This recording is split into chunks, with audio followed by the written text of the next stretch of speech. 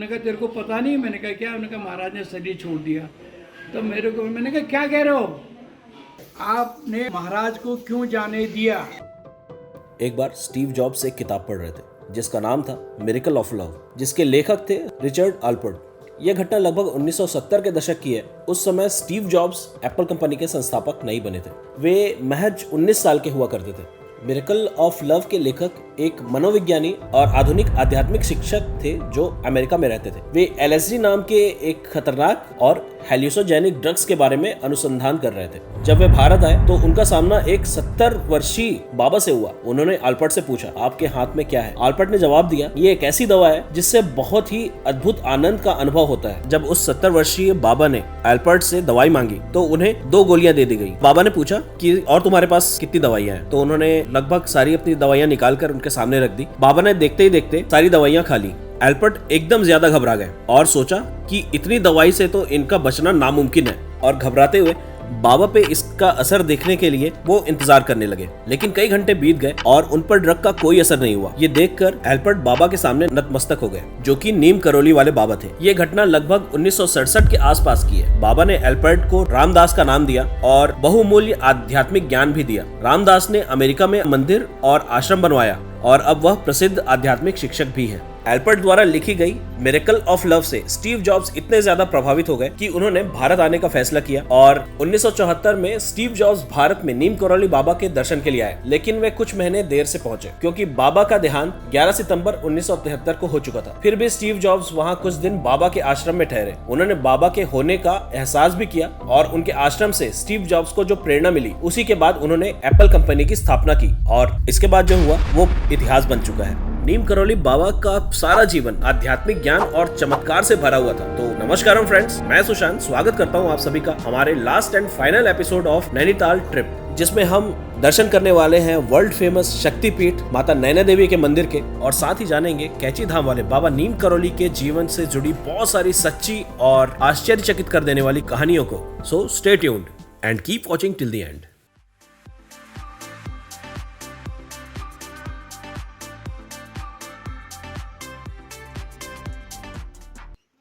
इक्यावन शक्तिपीठों में से एक नैना देवी शक्तिपीठ में हम आज आए हुए हैं। पौराणिक कथाओं के अनुसार कहा जाता है कि जब भगवान शंकर माता सती का पार्थिव शरीर लेकर विचरण कर रहे थे आकाश में, उस वक्त 51 जगहों में जहाँ पे उनके अंग गिरे थे, उनमें से नैना देवी मंदिर वो स्थान है जहाँ पे माता सती के नैन यानी उनकी आंखें गिरी थी, और इसी वजह से इसका नाम नैना देवी मंदिर है और इस स्थान का नाम नैनीताल रखा गया है। नैनों से निकले आंसू से यहाँ का जो ताल है वो पूरा भर गया था, इस वजह से साथ में जो ताल बना है इसे नैनीताल कहा जाता है। फ्रेंड्स, ये बहुत सिंपल और बहुत ही सुंदर सा मंदिर है। यहाँ से आप अगर व्यू देखें तो साथ में आपको पहाड़ियां नजर आएंगी और उसके नीचे बहुत बड़ा सा नैनी लेक बना हुआ है जहाँ पे बोटिंग होती रहती है, और उसके किनारे में यहाँ पे नैना देवी का मंदिर है, जो कि बहुत ही सूदिंग और बहुत ही अच्छा ऑरा यहाँ हमें प्रतीत हुआ। मंदिर का मैनेजमेंट भी हमें काफ़ी अच्छा लगा और बहुत ही साफ सुथरा, किसी भी तरह का मिसमैनेजमेंट या यहाँ पे हौच पौच वाली सिचुएशन हमें नज़र नहीं आई। मेन मंदिर में फोटोग्राफी वीडियोग्राफी अलाउड नहीं थी, इस वजह से हम उसे शूट नहीं कर सके।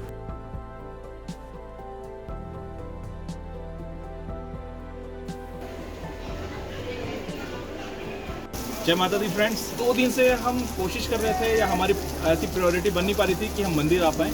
आज तीसरा दिन है, हम यहाँ से चेकआउट कर चुके हैं अपने होटल से और हम जा रहे हैं हल्द्वानी और भीमताल वाले एरिया को, साइट सीइंग को एक्सप्लोर करने के लिए। लेकिन उससे पहले हमारी आज की फर्स्ट प्रायोरिटी थी कि ब्रेकफास्ट से भी पहले हम आए और माता नैना देवी के दर्शन करें। बहुत ही अच्छा मंदिर है।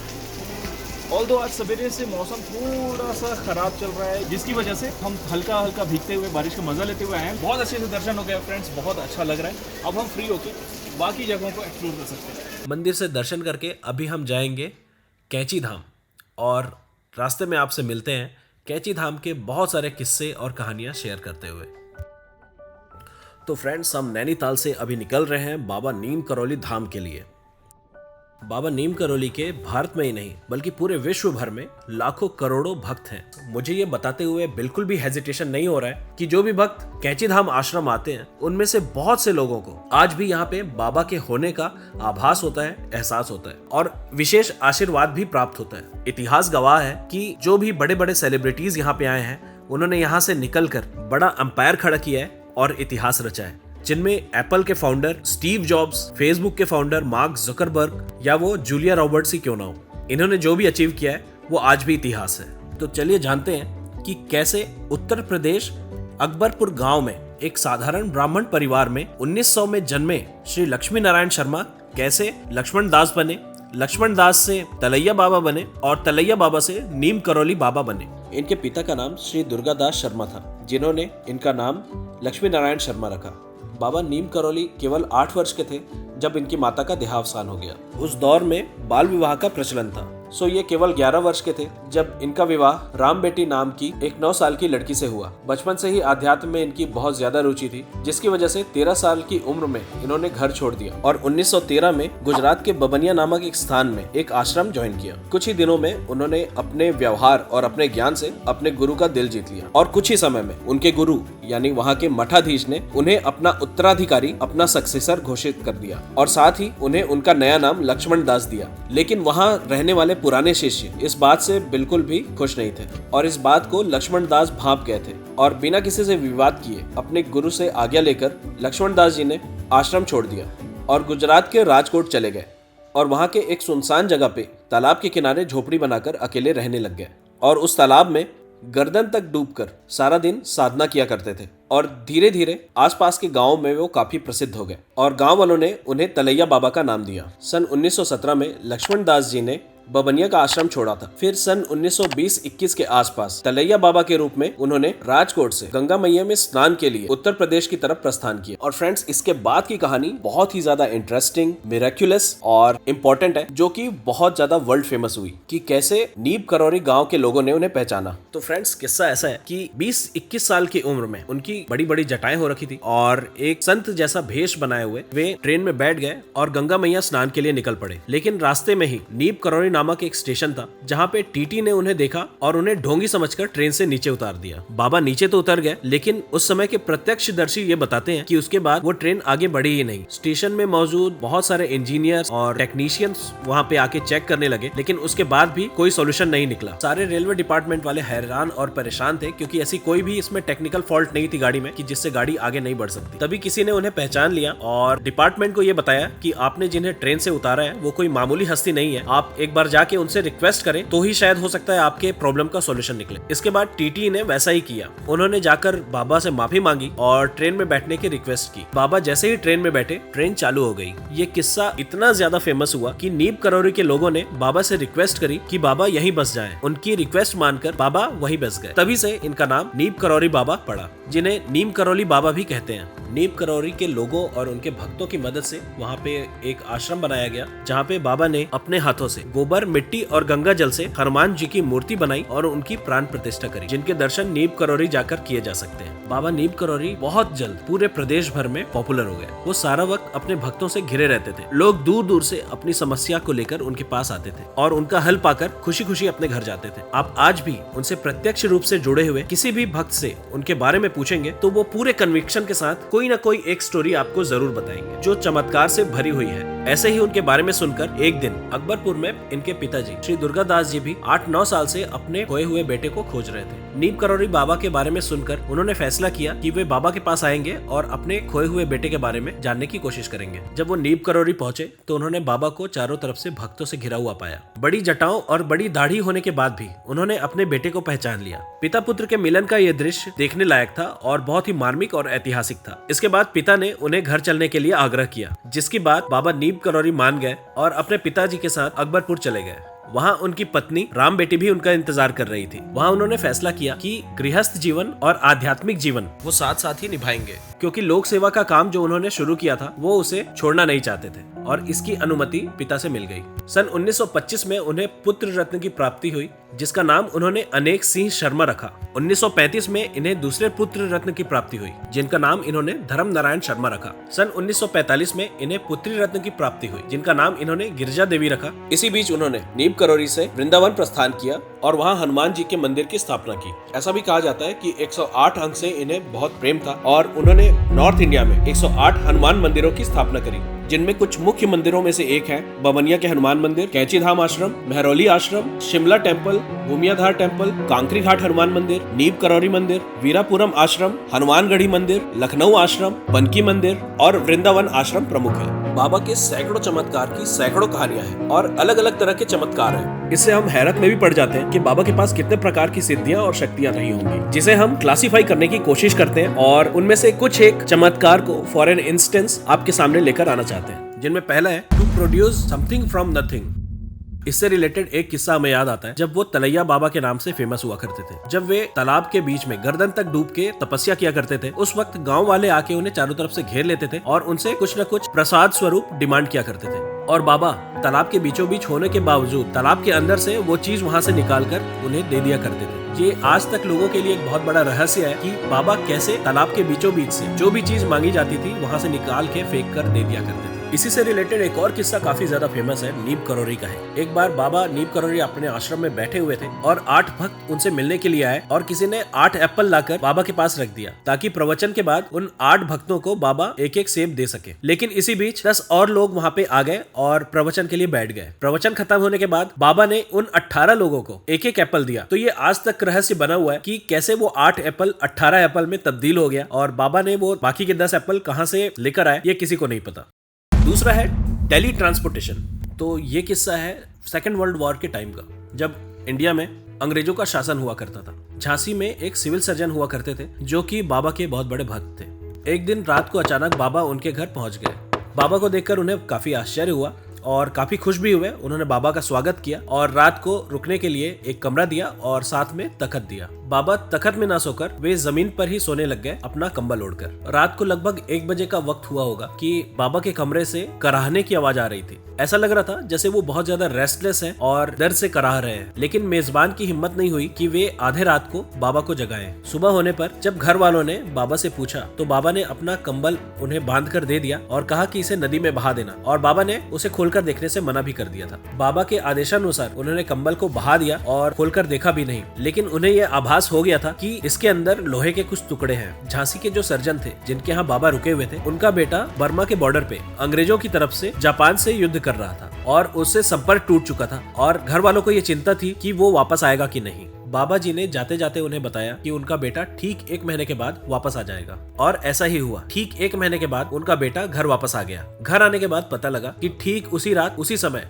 जिस दिन बाबा इनके घर आए हुए थे, बर्मा बॉर्डर पे युद्ध चल रहा था और उनके बेटे ने बताया कि हम कुछ ही लोग बचे हुए थे और लगातार वहाँ से जापानीज आर्मी के द्वारा गोलियां चलाई जा रही थी। बचने की उम्मीद खत्म हो चुकी थी और मेरे सारे साथी मारे जा चुके थे। उन्होंने बताया कि उन्हें बहुत आश्चर्य हो रहा था कि उन्हें गोली कैसे नहीं लगी और वो जिंदा कैसे बच गए। सो इसे हम टेली ट्रांसपोर्टेशन का भी एक एग्जाम्पल मान सकते हैं कि बाबा के पास शायद ऐसी शक्तियां, ऐसी सिद्धियां रही होंगी जिससे वो एक जगह से दूसरी जगह चीजों को ट्रांसफर या ट्रांसपोर्ट कर सकते थे।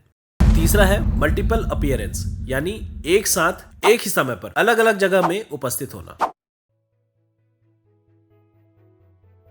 वैसे तो इनके मल्टीपल अपीयरेंस को लेकर बहुत सारे किस्से प्रचलित हैं, लेकिन इनमें जो सबसे ज्यादा कॉमन है वो तब का है जब इन्होंने अपने पिता की अनुमति से गृहस्थ जीवन और आध्यात्मिक जीवन दोनों को कंटिन्यू करने का फैसला लिया था। तब ग्रामवासियों ने उन्हें अपने गांव का प्रधान बना दिया था और साथ ही वो आश्रम में भी अपनी सेवा दिया करते थे। गांव वाले बताते हैं कि आश्रम में अपनी सेवा देने के साथ साथ पूरे जीवन काल में एक बार भी ऐसा कभी नहीं हुआ कि उन्होंने अपने गांव की समस्या को लेकर कभी उनका दरवाजा खटखटाया हो और बाबा वहां से ना निकले हों, चाहे वो आधी रात ही क्यों ना हो। उनके भक्त बताते हैं कि जिस समय वो गांव के क्रियाकलापों में भी व्यस्त होते थे, उस समय वे आश्रम में भी जरूरत पड़ने पर अपनी सेवा प्रदान किया करते थे। यानी एक ही वक्त पर अलग अलग जगहों में उनका उपस्थित होना दर्ज किया गया है। और चौथा है माइंड रीडिंग। माइंड रीडिंग यानी मन की बात पढ़ लेना। माइंड रीडिंग बाबा नीम करौली की एक ऐसी शक्ति थी जिसे उनसे डायरेक्ट रूप से जुड़ा हुआ हर वो भक्त बता सकता है जिन्होंने उन्हें प्रत्यक्ष रूप से देखा है और साथ रहे हैं। जैसे कभी किसी भक्त ने मन में ये सोचा कि काश मुझे इस जगह का ये आम मिल जाता, और थोड़ी देर बाद बाबा उसे प्रसाद स्वरूप वो आम दे देते हैं। एक और किस्सा काफ़ी ज़्यादा प्रचलित है। एक बार बाबा जब केसी तिवारी से पहली बार मिले तब उन्होंने उन्हें नाम से पुकारा। जो भी भक्त बाबा के पास आते थे अपनी समस्या का समाधान करवाने के लिए, बाबा उनके बिना बताए ही उस समस्या का निवारण दे देते थे। पांचवा है भविष्यवक्ता। ये शक्ति तो शायद उनमें बचपन से ही थी, क्योंकि एक बार का किस्सा बहुत फेमस है जब उन्होंने अपने गांव वालों को सचेत किया था कि आज रात को गांव में डाका पड़ सकता है, तो आज रात सभी सतर्क रहें। लेकिन बच्चा समझकर गांव वालों ने उन्हें इग्नोर किया। उस रात वहां पे डाका पड़ गया। केसी तिवारी नैनीताल के एक संभ्रांत परिवार के पढ़े लिखे व्यक्ति थे और नीम करौली बाबा के बहुत बड़े भक्त थे। अपने देह छोड़ने से पहले बाबा नीम करौली ने केसी तिवारी जी को ये जिम्मेदारी सौंपी थी कि जो भी वेस्टर्नर्स, जो अदर कंट्रीज से लोग यहाँ पे विजिट करने के लिए आते हैं, वो उनका ख्याल रखेंगे। केसी तिवारी जब पहली बार बाबा से मिले तब वो अपने लंग के क्रोनिक डिजीज से सफर कर रहे थे और बहुत ज्यादा परेशान थे, जिसकी वजह से उनकी ना शादी हो रही थी, ना वो अपने परिवार का प्रॉपर पालन पोषण कर पा रहे थे। बाबा से मिलने के बाद इनकी इतनी लंबी बीमारी ठीक हो गई, और जब उन्होंने बाबा से पूछा, बाबा आपसे अगली मुलाकात कब होगी, तो बाबा ने कहा था कि ठीक 20 साल बाद। और यहाँ से ठीक 20 साल बाद 1962 में इनकी मुलाकात कैची धाम में हुई, जब बाबा जी ने पहली बार कैची धाम में कदम रखा था। और 1962 से 1964 के बीच कैची धाम आश्रम का निर्माण हुआ। तो फ्रेंड्स, चमत्कार यहाँ पे खत्म नहीं होता। जब बाबा कैची धाम आए तब वहाँ उन्होंने लोगों को बताया कि यहाँ एक गुफा भी है। जो लोग वहाँ बरसों से रह रहे थे उन्हें भी इसका अंदाजा नहीं था, लेकिन जब गुफा की खोज में निकले तो एग्जैक्टली उसी स्थान पर पत्थर हटाने के बाद एक गुफा नजर आई। बाबा ने बताया कि यहाँ पर सोमवारी बाबा तप किया करते थे, और उस गुफा के अंदर वो सारी चीजें मिली जो बाबा ने पहले से ही बता रखी थी। इसके बाद बाबा जी ने वहाँ हनुमान जी के मंदिर का निर्माण करवाया। इसके अलावा बाबा जी के कुछ अन्य चमत्कार भी हैं जिन्हें हम किसी कैटेगरी में अभी तक तो नहीं डाल पाए हैं। जिनमें से एक है, जब नीम करौली आश्रम का निर्माण करवाया जा रहा था तब वहाँ के ग्रामवासियों ने कुछ न कुछ सहयोग करने का संकल्प लिया था। जिनमें से एक ने संकल्प लिया था कि मैं यहाँ पर कुआं बनवाऊंगा। जब कुआं खोदा गया तो वहाँ का पानी खारा निकल गया और वो उससे बहुत ही निराश हो गया। बाबा जी ने कहा कि निराश मत हो, इसमें 2 बोरी शक्कर डलवा दो। उन्होंने वैसा ही करवाया। शक्कर डालने के बाद आज तक आप देख सकते हैं कि वहाँ का पानी मीठा ही आता है। आज भी अगर नीम करौली आश्रम जाते हैं तो आप वहाँ का पानी टेस्ट कर सकते हैं। फ्रेंड्स, कहते हैं ना, हरि अनंत हरि कथा अनंता। वैसे ही नीम करौली बाबा की भी चमत्कार और उनके कथाएं बहुत सारी हैं, जिनको हम अगर कवर करना चाहें तो हमें कई घंटों का एपिसोड भी कम पड़ जाएगा। ऐसे तो बाबा जी ने अपना अंतिम समय पहले से ही भांप लिया था। जब उनका अंतिम समय आया तो उन्होंने नीम करौली के हर मंदिर में माथा टेका और ऐसा प्रतीत हुआ जैसे वो जाने के लिए आज्ञा मांग रहे हों, और अपना कंबल जो वो हमेशा धारण किए होते थे वो वहीं पे छोड़ दिए, जिसे देख उनके भक्तों ने कंबल उन्हें वापस दे दिया। इसके बाद वे वृंदावन के लिए निकल गए। वृंदावन जाने के लिए उन्होंने ट्रेन को चुना, जबकि उनके पास और भी अच्छे साधन उपलब्ध थे। वृंदावन पहुंचते पहुंचते उन्हें दिल का दौरा पड़ गया था। उनके मना करने के बाद भी उन्हें वृंदावन के रामकृष्ण हॉस्पिटल में एडमिट कर दिया गया, जबकि वे आश्रम जाना चाहते थे। हॉस्पिटल में भी वे लगातार डॉक्टर को अपने ट्रीटमेंट के लिए मना करते रहे, क्योंकि उन्हें पता था कि उनका अंतिम समय आ चुका है, और भगवान का नाम लेते हुए उन्होंने अपना देह त्याग दिया। फ्रेंड्स, हमारी कोशिश रहेगी कि बाबा नीम करौली से रिलेटेड बहुत सारे किस्से, बहुत सारी कहानियाँ, बहुत सारे फैक्ट्स हम आप तक फिर से लेकर आएँ। फिलहाल के लिए इतना ही। इसके बाद हम जाने वाले हैं बाबा नीम करौली द्वारा ही स्थापित किया हुआ हनुमानगढ़ी का मंदिर, जो कि एक बहुत सुंदर मंदिर है, और इसके बाद हम निकल जाएंगे भीमताल के लिए। फ्रेंड्स, हम लोग अभी हनुमानगढ़ी के मंदिर आए हुए हैं, हनुमान मंदिर। दर्शन करके आपको अपडेट करते हैं। फ्रेंड्स, हम अभी हनुमानगढ़ी के मंदिर में हैं और आप देख सकते हैं कि यहाँ पे कितना ह्यूज सा स्टैचू बना हुआ है हनुमान जी का।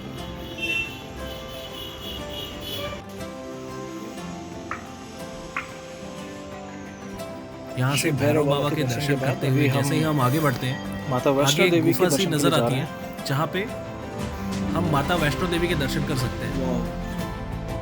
जय माता। बिल्कुल रेप्लिका लग रही है ये हमें।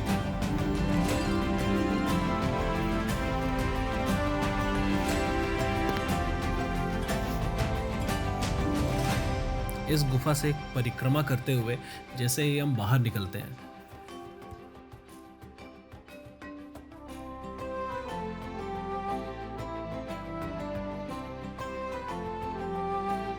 बैक साइड से हम देख सकते हैं कि हनुमान जी की मूर्ति कितनी बड़ी थी। और यहाँ से पीछे हम भक्ति माँ के आश्रम की तरफ निकलते हैं। इस आश्रम में जो एक बहुत खास चीज़ हमारे साथ हुई वो ये कि हमें उन शख्स से मिलने का मौका मिला जिन्होंने अपना बचपन बाबा नीम करोली के साथ बिताया है। तो चलिए उनसे मिलते हैं, बात करते हैं और जानते हैं बाबा जी के बारे में, उनके साथ उनके एक्सपीरियंसेस। कि वहाँ पे किसी गुरु की आवश्यकता नहीं है।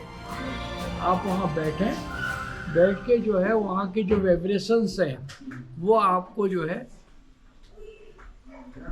डायरेक्ट करती हैं।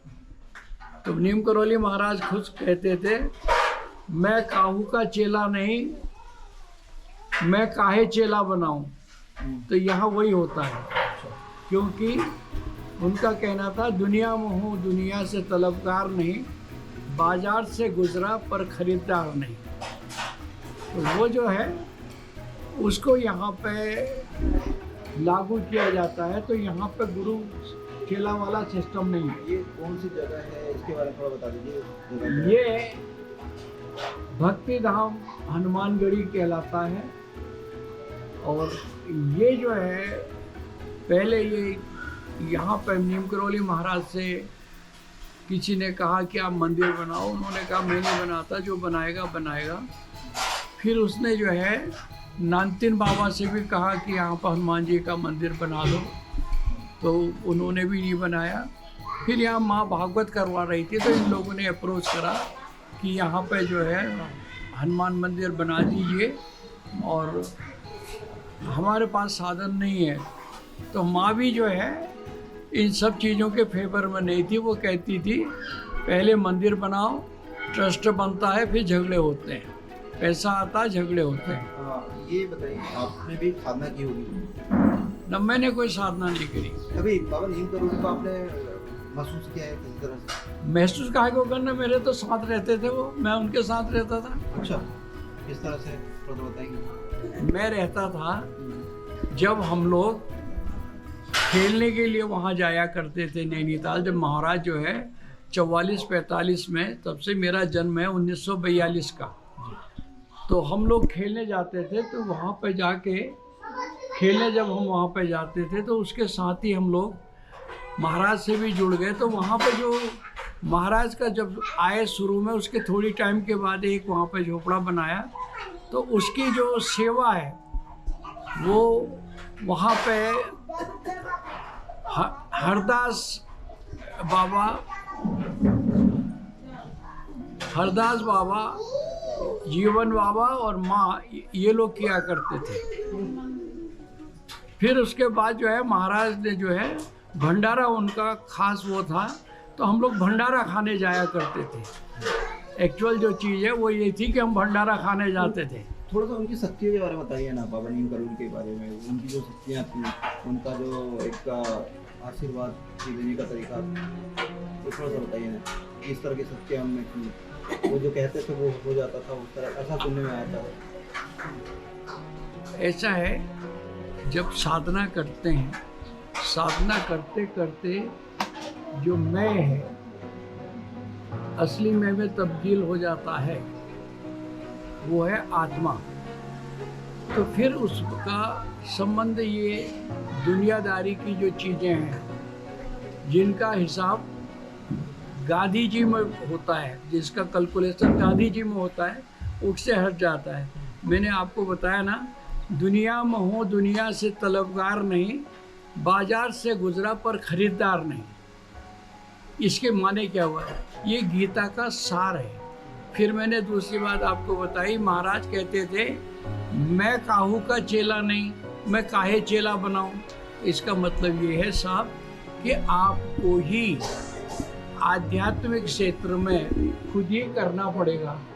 कोई गुरु बनाने से उससे काम नहीं चलेगा। अब सवाल आता है जगह का। जगह का ये है, ये महाराज की जो शक्ति है, माँ की जो शक्ति है, यहाँ माँ का जो संस्कार किया गया समाधि जो बनी है, वो ओरिजिनल समाधि है। ये यहाँ तक बनाई हुई नहीं है, इसलिए यहाँ पे पावर है। ये पावर जो है, जो वाइब्रेशन है, ये मंदिर जो है, इसकी वाइब्रेशन इतनी फास्ट है, इसीलिए कहा जाता है कि आप लोग चुप रहिए। माँ कहती थी मानव की 80% शक्ति बोलने में खर्च हो जाती है। तो अब लगाइए कि जो हम लोगों की जो है माँ द्वारा 62 साल मौन रह के ये सिद्ध कर दिया कि जो हम लोगों की एनर्जी है, जो हम लोगों की शक्ति है, वो 80% सिर्फ बोलने में खर्च होती है। अब सवाल उठता है, WHO कहता है कि the biggest problem for the pollution is diesel and petrol. Second कहता है साउंड पॉल्यूशन। तो साउंड पॉल्यूशन में जो माँ ने काम किया, जो माँ ने डायरेक्शन दिए, उसके लिए काम करने की आवश्यकता है।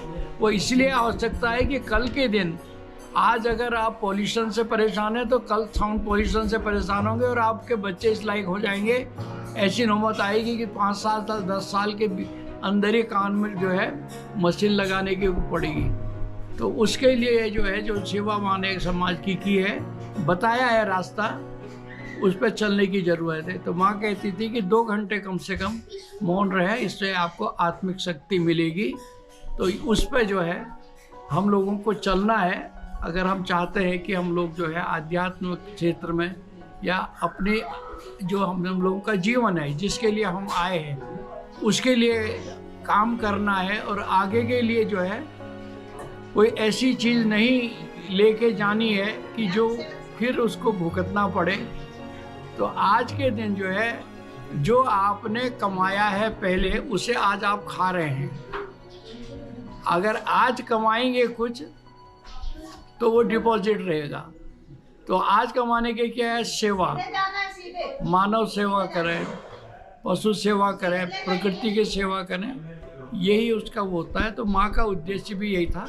जगह जगह वो भागवत करवाती थी, लोगों को अध्यात्म की ओर जोड़ती थी, यही चलता था। और पूछिए क्या जानना चाहते हैं? अब मेरी जो आप कह रहे हैं कि जैसे बचपन से ही आपने उनको अपने बचपन से देखा है, तो वो महाराज जी को कब तक आपने देखा? मतलब आप 73 में जिस समय महाराज ने कैंची मंदिर छोड़ा, उसके 15 मिनट पहले मैं माँ के पास प्रसाद लेके गया हुआ था जी। जो महाराज ने कहा था, उससे पहले महाराज ने कभी प्रसाद माँ के लिए नहीं भेजा। उस दिन जो है उन्होंने जाना था, तो उन्होंने माँ के लिए प्रसाद भेजा। तो मैं खाने लगा, तो तब बोले वो क्या कर रहा है? मैंने कहा खा रहा हूँ। और क्या कर रहा हूँ? मैं ऐसे ही बोलता था, क्योंकि जो है वो लोगों के सामने वो जो है मेरी पिटाई करते थे, गाली देते थे, वो करते थे। तो मैं कहता था माँ मैं तो वहाँ नहीं जाऊँगा, वो तो महाराज इतने लोगों के सामने इंसल्ट करते हैं। तब माँ कहती थी वो तेरा अहंकार ख़त्म करते हैं, तेरे में जो ये भावनाएं हैं, जो तेरी ये शॉर्ट कमिंग्स है, जो ये हैं, उसको वो करके वो पीटते नहीं हैं, वो इसलिए करते हैं। तो वो इस टाइप का किया करते थे। तो तब मैं खाने लगा, तब बोलने लगे कि क्या कर रहा है? मैंने कहा क्या कर रहा हूँ? प्रसाद खा रहा हूँ। मैं बोलता ही ऐसा था। तो बोले ये उसको देना माँ। मैंने कहा ठीक है मेरा। उन्होंने कहा फिर मंगाया, उन्होंने वो मेरे को दिया, मैंने वो खाया, उसको रुमाल में बांध के लिए।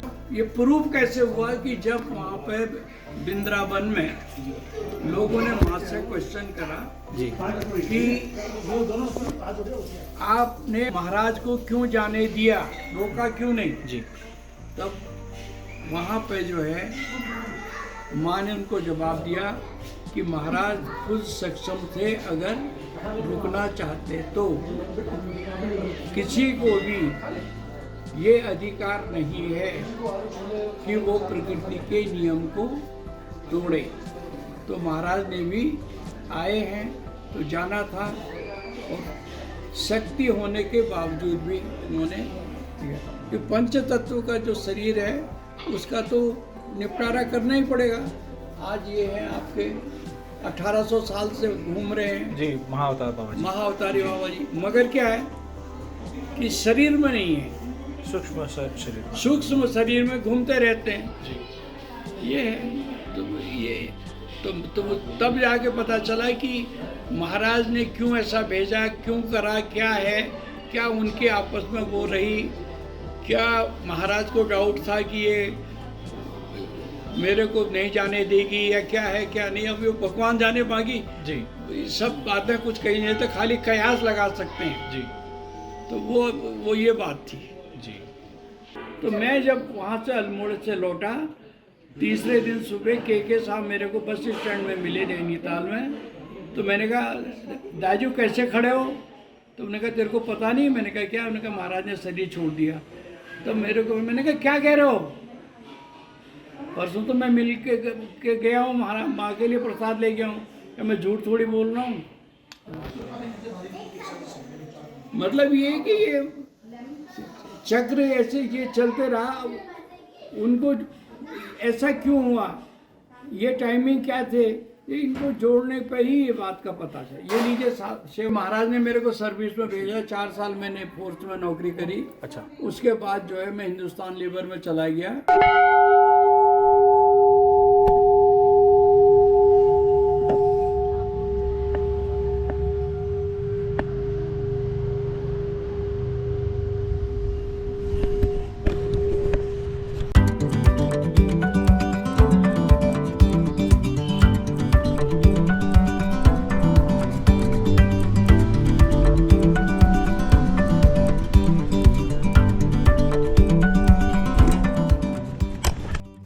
फ्रेंड्स, हनुमानगढ़ी के बहुत सुंदर मंदिर और भक्ति माता के आश्रम से निकलकर एडवेंचर स्पोर्ट्स का मजा लेने के लिए हम जा रहे हैं अभी भीमताल। चलिए देखते हैं क्या क्या चीजें हैं वहाँ पे एक्सप्लोर करने के लिए। इधर लोहाघाट पदमपुरी की तरफ क्या है? फ्रेंड्स, हम लोग भीमताल आ चुके हैं। भीमताल से ऊपर हम लोग नैनीताल एडवेंचर स्पोर्ट्स के लिए आए हुए हैं, जहाँ पे हम पैराग्लाइडिंग करने वाले हैं। हम लोग 4 लोग हैं। पर हेड की फीस अराउंड 2000 के आसपास है। मुझे पता नहीं वेदर इट्स नेगोशिएबल और नॉट। हमें तो बताया गया कि लगभग सबके चार्जेस सेम है। यहाँ से लगभग 3 से 10 मिनट की राइड होगी। तो चलिए देखते हैं कैसा है यहाँ का एडवेंचर।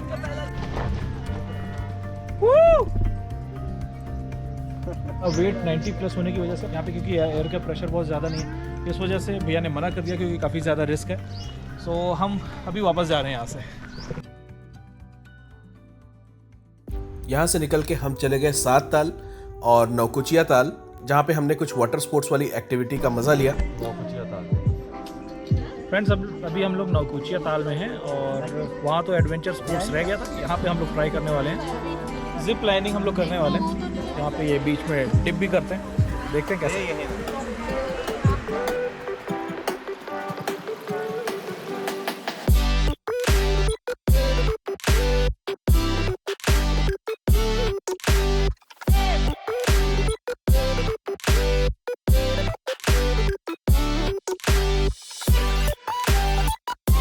और इसके बाद भीमताल आते हमें काफ़ी शाम हो गई थी और वहाँ बहुत सारी चीज़ें एक्सप्लोर करने से रह गई।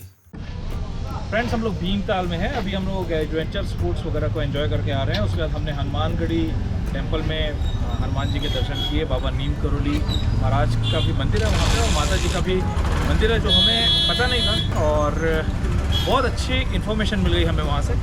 उसके बाद हम वापस आ गए हैं भीमताल में।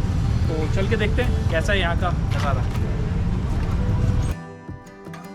इसके बाद सीएम सर को अलविदा कहना था, सो भिवाली में हमने उनसे अलविदा ले लिया और हम चले गए हल्द्वानी के लिए। हल्द्वानी हम किसी एक्टिविटी के लिए आए हुए थे और शहर को प्रॉपर एक्सप्लोर हम नहीं कर सके। लेकिन अगर आप कभी भी हल्द्वानी आ रहे हैं तो यहाँ शाहनवाज भाई के यहाँ का स्वीट्स ट्राई करना बिल्कुल भी ना भूलें। ये बहुत ही ज़्यादा डिलीशियस था। मौसम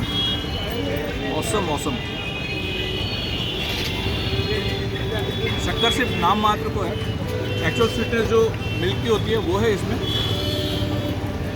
बहुत अल्टीमेट, बहुत अमेजिंग, बहुत डिलीशियस। फ्रेंड्स, कैची धाम और बाबा नीम करोली का ये एपिसोड हमने शॉर्ट में बनाने की कोशिश करी है, क्योंकि ये हमारा एक्सक्लूसिव ट्रिप नहीं था। अनप्लैंड तरीके से हम यहाँ पे आ गए थे। अगर आप इनका फुल डिटेल्ड वीडियो देखना चाहते हैं, सीरीज देखना चाहते हैं, तो हमें ज़रूर कमेंट के माध्यम से बताएं और हमारी कोशिश रहेगी कि जल्द से जल्द हम आपके लिए नीम करोली बाबा का एक डिटेल्ड सीरीज लेकर आएं।